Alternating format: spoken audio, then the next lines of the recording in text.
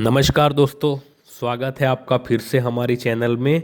आज हम आ गए हैं एक और इंटरेस्टिंग वीडियो के साथ। दोस्तों आज जो हम वीडियो लेकर आए हैं वो है मतलब एक ऐसा इंसान के बारे में जो एक राक्षस से भी कम नहीं था। तो दोस्तों अब वीडियो में पता चल जाएगा और वीडियो में एंड तक बने रहना। अगर आपको ये वीडियो अच्छा लगे तो लाइक शेयर एंड सब्सक्राइब करना दोस्तों ना भूलें। तो चलते हैं दोस्तों वीडियो की तरफ। इस तस्वीर में दिख रहा इंसान आपको एक सिंपल साउथ अफ्रीकन सोल्जर दिख रहा होगा, जिसका हंसता हुआ चेहरा देखकर आप कभी इसके दरिंदगी का अंदाज़ा नहीं लगा सकोगे। अगर आप हिटलर और स्टालिन जैसे लोगों को लीडर्स के तौर पर देखते हो तो बेशक आप अपनी अमीन को अब तक नहीं जानते होगे। इसके कुरूर कैमोन की लिस्ट बहुत लंबी है, लेकिन इसका सबसे घिनौना काम था इंसानों का मीट खाना। जी हाँ, ये जिन लोगों को मारता था तो कभी कभी उनके मौत मीट को कच्चा खा जाता था या फिर लाशों से घंटों बातें करता था। उनके साथ जो सो जाता था। 70 के टाइम में युगांडा में मौत का दूसरा नाम था इंदी अमीन। इसने हथियार रखने के लिए युगांडा में बिल्डिंग बनवाई, लेकिन यहाँ हथियार नहीं रखे गए। यहाँ रखे गए ईदी अमीन के बंधक, जिन्हें वह बुरी तरीके से मारता पीटता, उनके खून बहाता और अंत में उन्हें काट देता या बिजली से इलेक्ट्रीफाई करवा के मार देता। इसका बंदी कोई भी हो सकता था, चाहे वो इसका रिलेटिव हो या इसका अपना ही आदमी हो। सोल्जर इसके पागलपन का अंदाजा आप ऐसी बात से लगा सकते हैं कि इसने अपनी चौथी पत्नी से तलाक लेने के 1 साल बाद उसे प्रेगनेंसी की हालत में इसी कारागार में बुलाकर काटकर मार डाला। इसने अपने 8 साल के डिक्टेटरशिप में 5 लाख से ज़्यादा लोगों को मार डाला। ईदी अमीन का जन्म 1925 में कोबोको नाम के एक जगह में हुआ था। अमीन के पिता का नाम इंड्रियास नया भी था, जो रोमन कैथोलिज्म से इस्लाम में कन्वर्ट हो गया था, और उसने अपना नाम अमीन दादा रख लिया।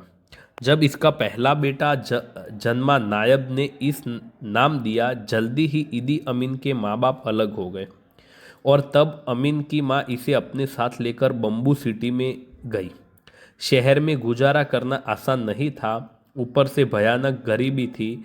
अब खाने के भी पैसे पूरे नहीं हो रहे थे, तो पढ़ाई का खर्चा अमीन की माँ कैसे उठा पाती। इसीलिए अमीन की माँ से ज़्यादा नहीं पढ़ा पाई। लगभग चौथी क्लास तक पढ़ने के बाद अमीन पैसे कमाने के कई सारे छोटे मोटे काम करने के बाद उसने किंग अफ्रीकन राइफल ज्वाइन कर लिया, जो कि उन दिनों ब्रिटिश कॉलोनाइजेशन आर्मी का विंग था। अमीन का जन्म हुआ था। वहाँ के लोग नेचर के काफ़ी करीब होते थे। उन उनके और रम सह रहने सहने तरीका काफ़ी अलग था। वो जानवरों को मार कर उसका खून पी जाया करते थे, उसके मीट को कच्चा खा लिया करते थे। कई सारे रिवल्स में कुर्बानी देना और मार कार्ड्स इस ड्राइव के लिए बड़ी बात नहीं थी। ऐसी एनवायरनमेंट में बड़े होने की वजह से अमीन भी काफ़ी खूंखार स्वभाव का था, और जैसे तैसे उसे पावर मिलता गया, उसका ये हिंसक स्वभाव बढ़ता गया। 1946 में इसने आर्मी ज्वाइन की, जहां इसे किंग अफ्रीकन राइफल में बावर्ची का काम दिया गया। इसीलिए अंग्रेजन के खिलाफ बहुत वफादारी दिखाई। इसके करूर व्यवहार को देखते हुए अंग्रेजन ने इसे आर्मी ट्रेनिंग देनी शुरू कर दी। अंग्रेजन को लगा कि एक लोकल आदमी जो अपने देश के लोगों के प्रति इतना क्रूर है, वो इनके आर्मी में सोल्जर का काम अच्छे से करेगा। King African royal fish British army का वो हिस्सा था जो ब्रिटिश गवर्नमेंट के खिलाफ हो रहे विद्रोह को ख़त्म करने का काम करता था।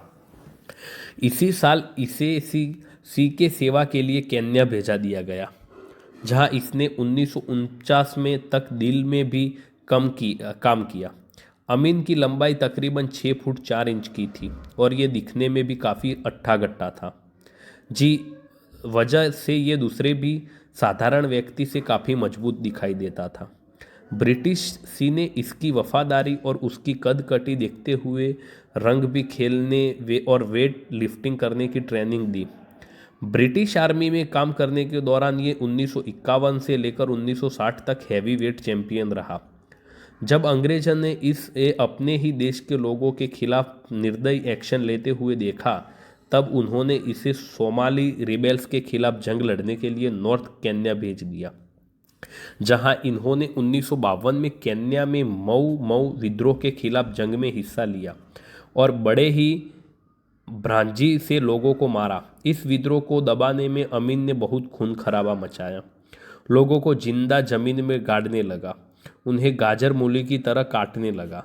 यहाँ से वापस आने के बाद अंग्रेज ने इससे पहले कॉर्पोरल और फिर साजन के तौर पर प्रमोट कर दिया। अमीन को लगातार ब्रिटिश गवर्नमेंट की ओर वफादार देखकर 1959 में उसे सेकंड क्लास के रैंक का वारंट ऑफिसर बना दिया गया, जो उसे वक्त ब्लैक अफ्रीकन के लिए हाईएस्ट आर्मी पोस्ट मानी जाती थी। इसी साल अमीन युगांडा वापस आया और 1961 में से कमीशन ऑफिसर बना दिया गया। ये डेजिग्नेशन अब तक केवल 2 ही अफ्रीकन को दिया गया था। इन्हीं दोनों अमीन ने पूरे युगांडा में आतंक का कहर मचा दिया था। इसके खूंखार स्वभाव पूरे देश में हो रहे थे। 1960 खत्म होते होते इसने पूरे युगांडा पर अपना सिक्का जमा लिया। कहते हैं कि शैतान हमेशा जोड़ी में राहत है, और ऐसा ही कुछ हुआ युगांडा में भी। अमीन और ब्रिटिश आर्मी के एक ही रैंक ऑफिसर मिल्टन ओबॉट की मुलाकात हुई। इन दोनों ने ही ब्रिटिश कॉलोनियल आर्मी में काफ़ी नाम कमाया था और अपने ही लोगों को ब्रिटिश के खिलाफ मार दिया था, जिसमें इनकी लॉयल्टी पर अंग्रेजन को कभी और विश्वास था। इसी वक्त दोनों ने मिलकर अफ्रीका से सोनी और हाइवरी, जिससे हाथी का दांत कहते हैं, उसकी स्मगलिंग शुरू कर दी। क्योंकि दोनों की हाई रैंक ऑफिसर्स थे, तो इन्होंने इसका फ़ायदा उठाते अंग्रेजी कारतूस से बुलेट्स और गन्स भी स्मगलिंग शुरू कर दिया, जिससे कि ये बहुत पैसा कमाने लगे थे। 1960 खत्म होते होते तक ब्रिटिश ऑफिशियल्स को इनके कारनामों पर शक हो गया था, तो इन्होंने ब्रिटिश पार्लियामेंट से इन दोनों की जांच की मांग की थी, लेकिन तब तक बहुत देर हो चुकी थी। पर युगांडा अपने फ्रीडम को लेकर सड़कों पर उतर आया था, और इसी बात का फ़ायदा उठाते हुए वो बोट ने अपने आप को एग्जीक्यूटिव प्रेसिडेंट अनाउंस कर दिया और लोगों में फ्रीडम का होप जागने लगा। वही ईदी अमीन इस दौरान युगांडा छोड़कर यूके भाग निकला। 1962 में युगांडा को आज़ादी मिली और मिल्टन ओबोटिस देश का प्राइम मिनिस्टर बना और ईदी अमीन डिप्टी कमांडर बनाया गया।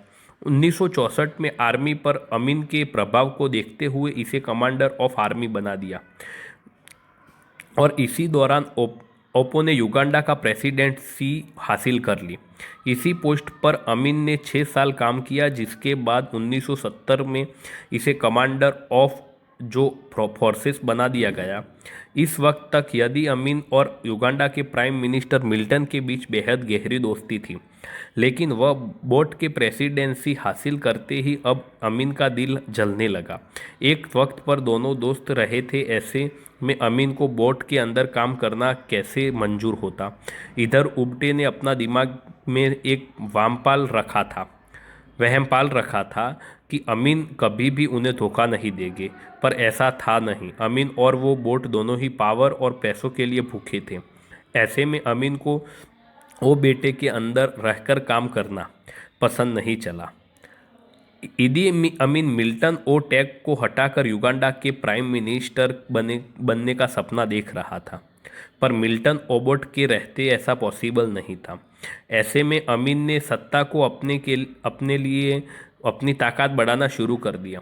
लगभग 1 दशक तक आर्मी को लीड करने के बदौलत अमीन ने आर्मी को पूरी तरह से कंट्रोल में ले लिया था, जिसके लिए उन्होंने कबालेब्रा, साउथ सुडानसीन जैसे माइनॉरिटी एथनिक ग्रुप के लोगों को फोर्स में शामिल करना शुरू कर दिया।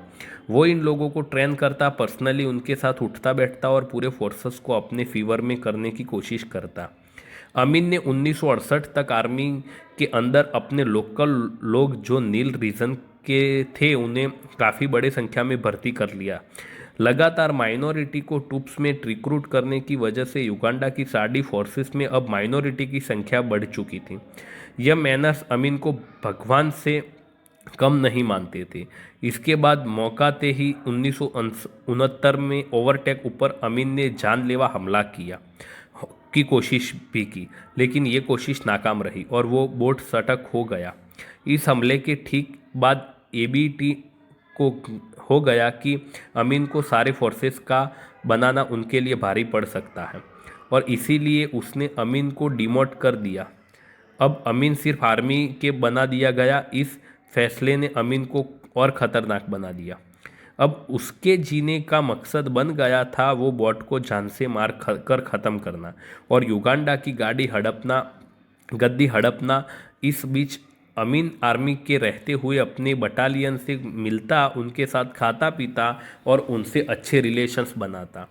इतना ही नहीं, इंसिमेशन के दौरान वो आम जनता के बीच जाता, जहाँ वहाँ उनके दुख दर्द को सुनता और उनसे वादा करता कि वो उन्हें सुखी बनाएगा। आम जनता और माइनॉरिटी को आर्मी में बहस करके वो उनकी लॉयल्टी भी जीत रहा था। वह लोगों को धीरे धीरे वो बॉट के सरकार के खिलाफ भड़काने भी लगा और आम जनता का मसीहा बन बैठा।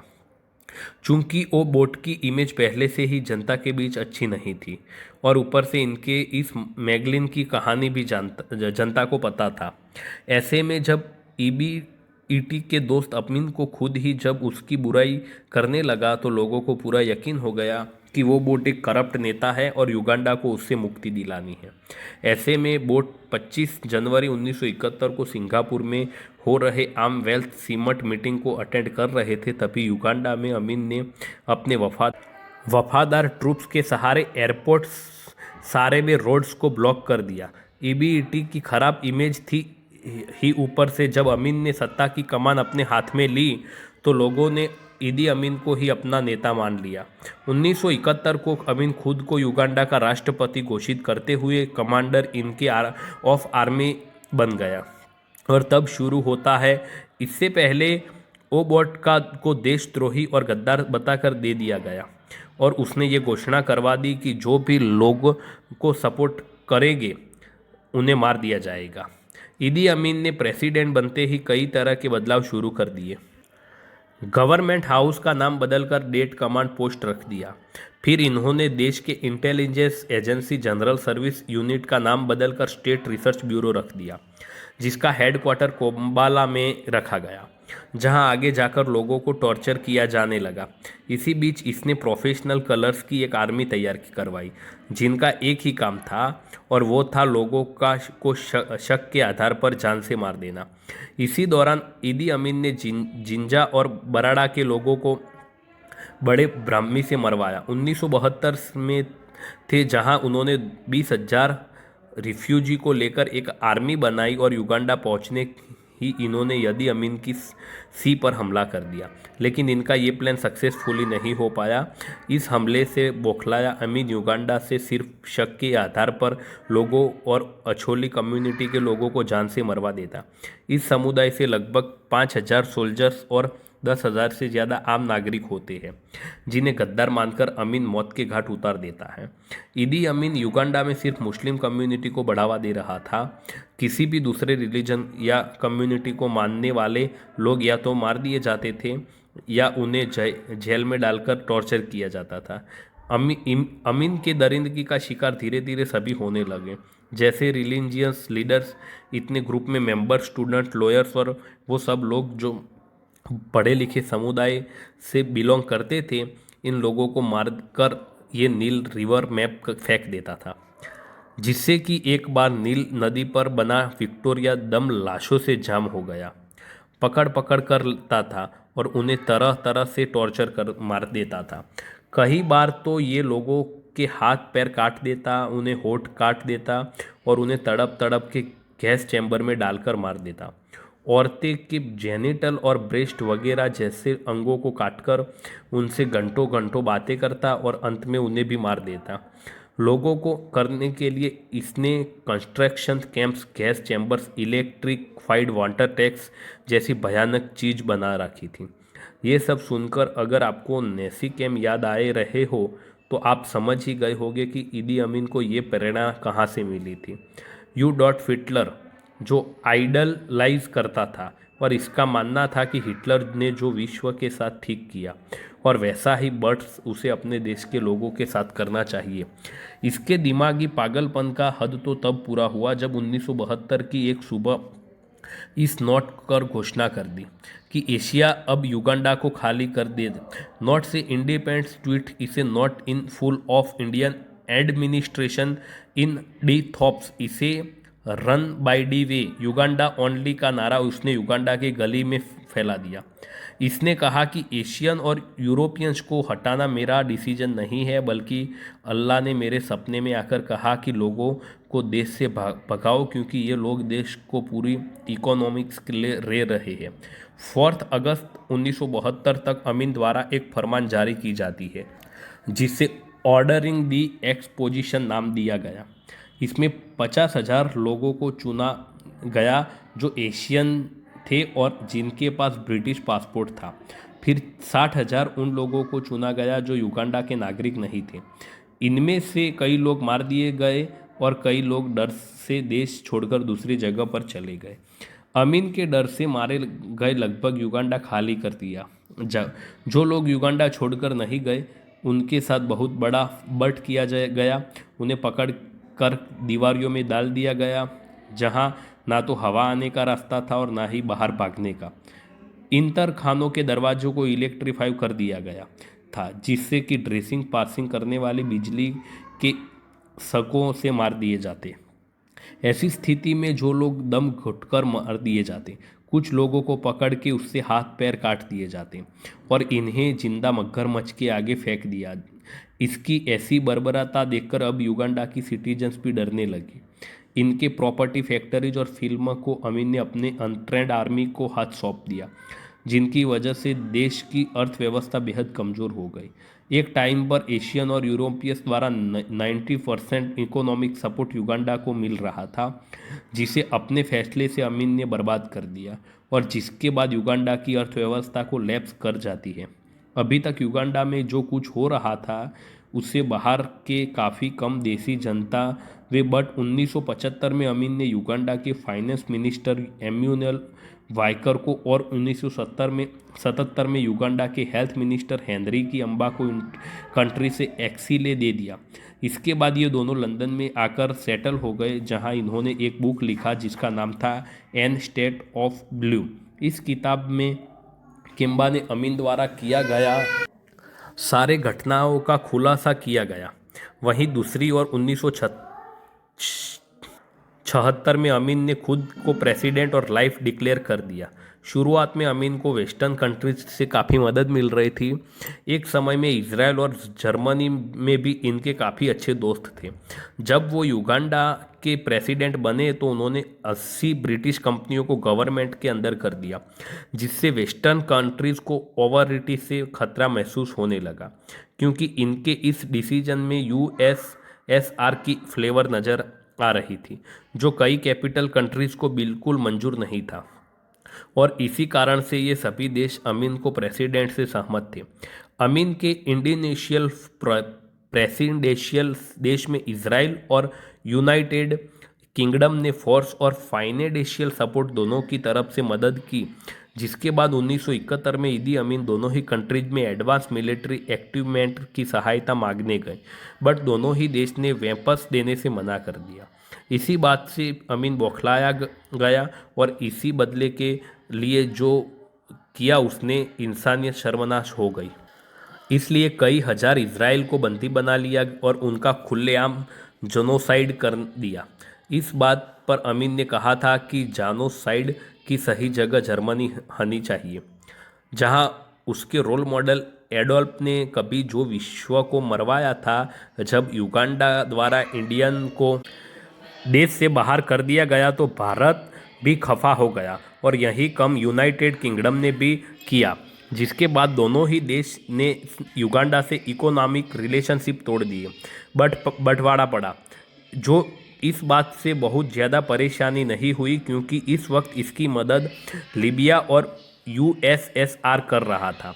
सन 1973 में सोवियत को युगांडा में इंटरेस्ट नज़र आने लगा क्योंकि इस समय पर केन्या वेस्टर्न इन्फ्लुएंस में था और इसे बराबर करने के लिए यूएसएसआर टेंजानिया में चाइनीज़ इन्फ्लुएंस लाना चाहता था, जिसके बाद सोवियत यूनियन युगांडा का सबसे बड़ा आर्म सप्लायर बन गया।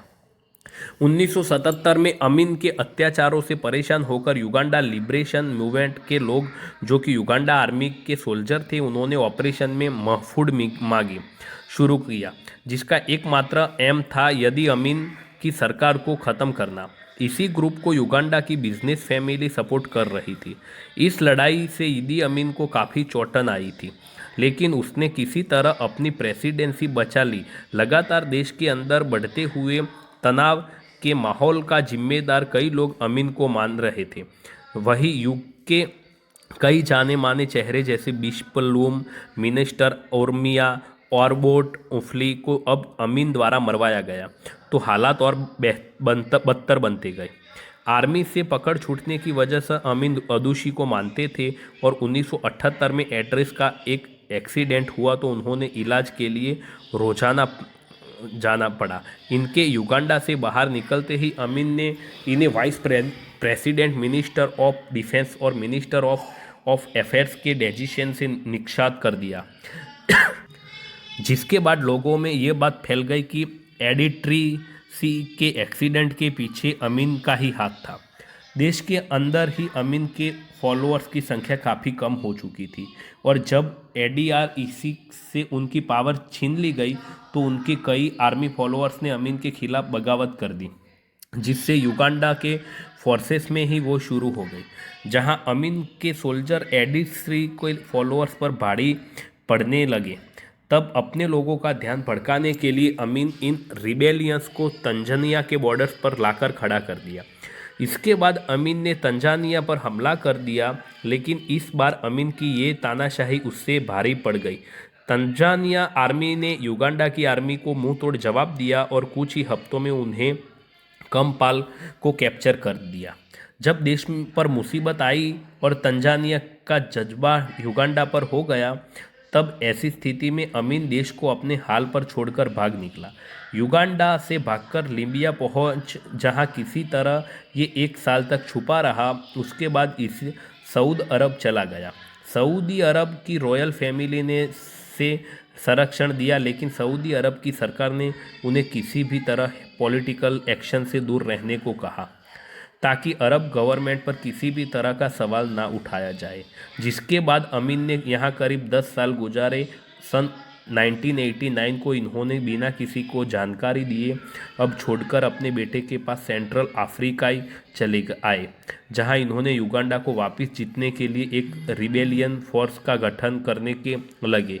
बट इन्हें जल्द ही सरकार ने अपने हिरासत में ले लिया और उन्हें सऊदी वापस भेजने लगे, क्योंकि इन्होंने सऊदी के नियम कानून उल्लंघन किया था, इसीलिए सऊदी अरब इन्हें रखना नहीं चाहता था। बट जब सारे कंट्रीज ने अपने पास रखने से विनाश कर दिया तो सऊदी अरब ने इन्हें वापस अपने देश बुलाया, जहां इन्होंने अपनी पूरी ज़िंदगी इस शर्त पर गुजारी। अब ये कभी भी किसी तरह पॉलिटिकल एक्शंस में नज़र नहीं आएंगे। सऊदी अरब में रहते हुए ही अमीन की मल्टीपल अंग फेलियर की वजह से 2003 में मौत हो गई और इस तरह से धरती से एक ऐसा राक्षस का अंत हुआ जिसके लिए इंसानी मांस खाना एक आम बात थी। अगर दोस्तों वीडियो आपको अच्छी लगी तो लाइक, शेयर एंड सब्सक्राइब करना। मिलते हैं दोस्तों नेक्स्ट वीडियो।